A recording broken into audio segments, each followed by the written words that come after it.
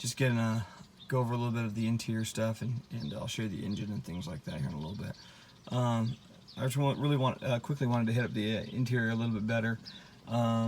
So the car came stock with this stuff. It's got a basically like 2 double DINs. It's got the climate control stuff, basically a head unit for radio, a disc changer. It's got a 6-disc changer up in the front trunk, a little cubby compartment, and basically like this is like an equalizer for the stereo as well.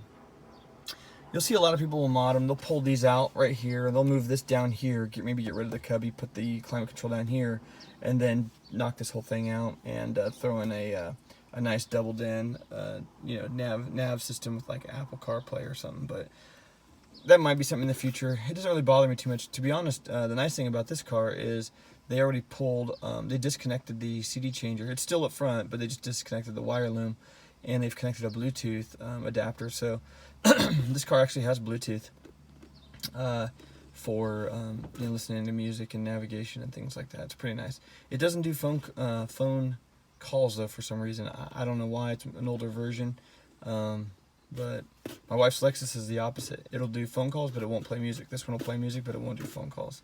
But better than nothing for now. A few things over here. You got the Porsche stability management. You've got the controller up here. The second one down is for the hydraulic wing in the back if you want to manually put it up or down.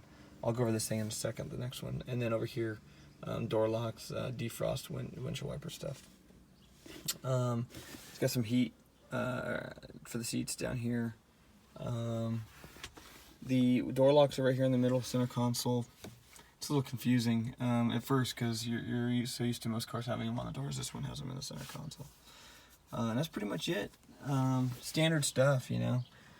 It does have an onboard computer system, you know, for like checking oil. Actually, I just found this out recently. It doesn't have a dipstick. You got to do it manually by using the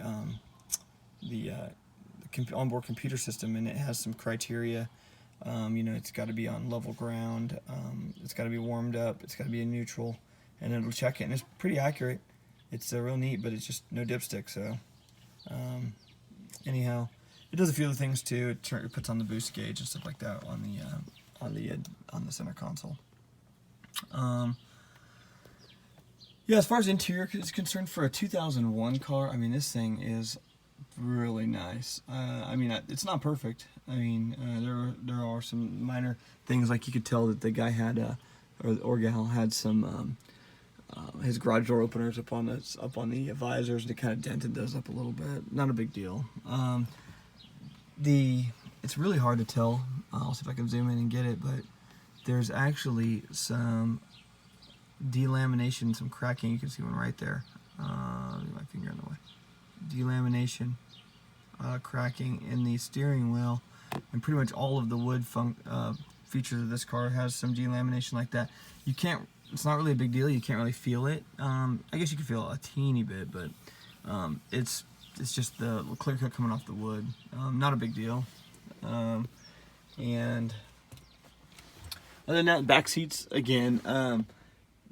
They are very small, and I just can't imagine that any adult would feel comfortable back there. My kids fit back there perfectly, but there's no window. There's really basically a pad, a seatbelt, and some speakers. So it's a claustrophobic central back there. But hey, if you need seats, it'll do. Let's see. I think that's pretty much it for the interior. I already mentioned there's no glove box. There is the center console and the door cubbies for stuff. But yeah, that's pretty much it. And next video I'll post up. I'll show you the outside as well. All right, thanks.